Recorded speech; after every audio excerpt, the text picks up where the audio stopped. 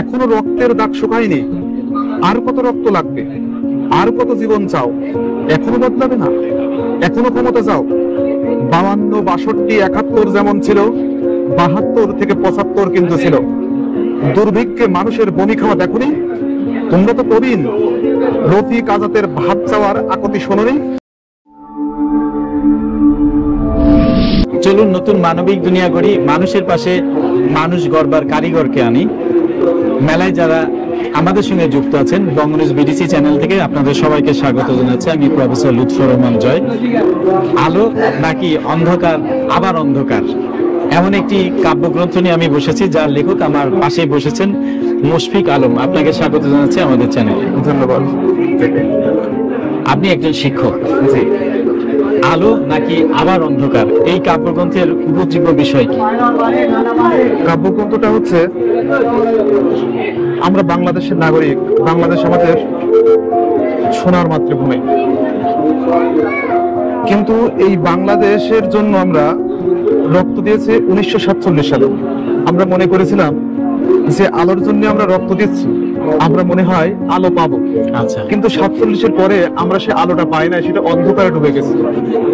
আমরা আবার 52 রক্ত দিয়েছি, আমরা মনে করেছিলাম আলো পাবো। আচ্ছা, কিন্তু আমরা সে আলোটা পাইনি, আবার অন্ধকারে নিমজ্জিত হয়েছি।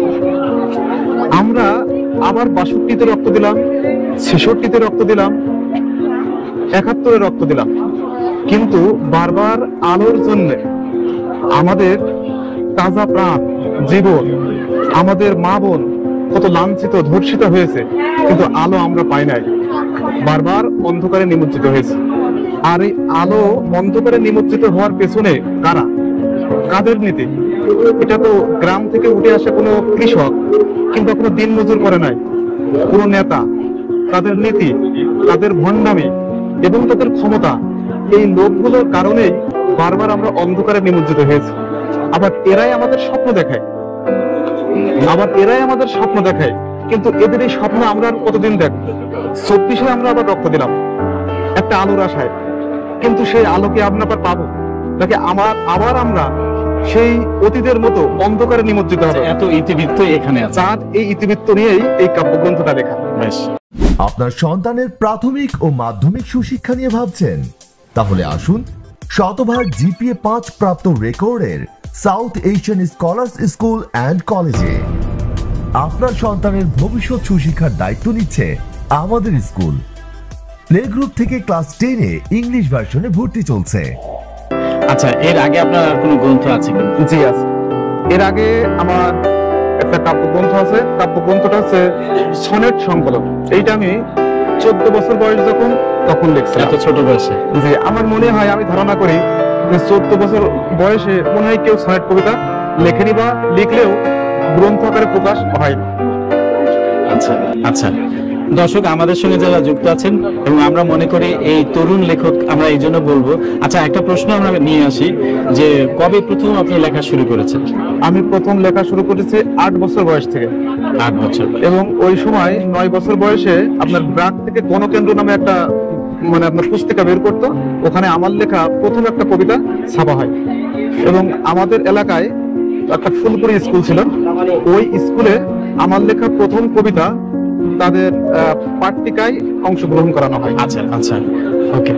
আমরা এই তরুণ শিক্ষক এবং লেখক এবং তারুণ্যপূর্ণ একজন মানুষ, যিনি কিন্তু একটা বিষয় বলছেন, আমার কাছে আমি খুব বিমোহিত হয়ে আছি।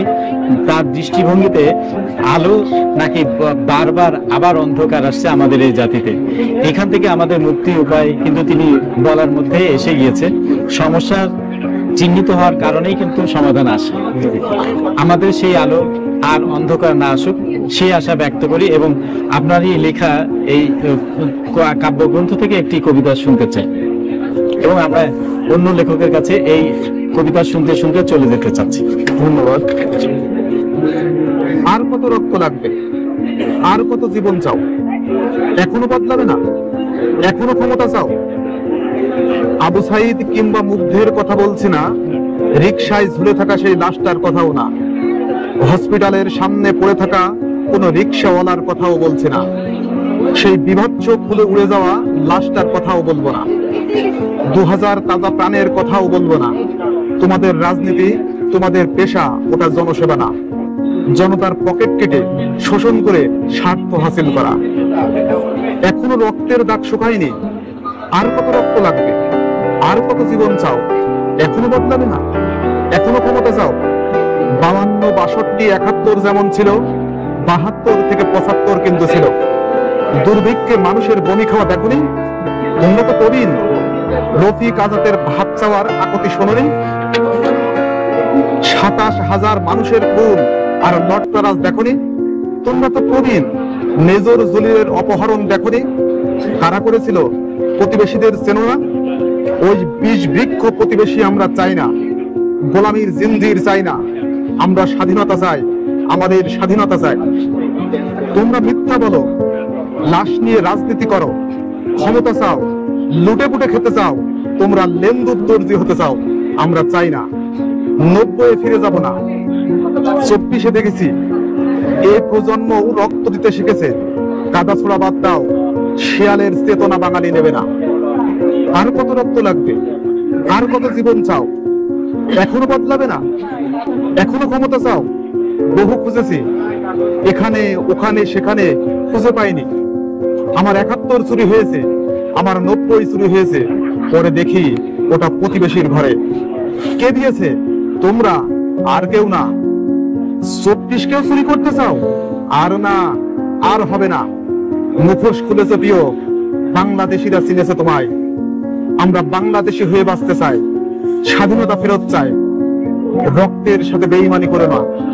আর কত রক্ত লাগবে? আর কত জীবন চাও? এখনো বদলাবে না? এখনো ক্ষমতা চাও?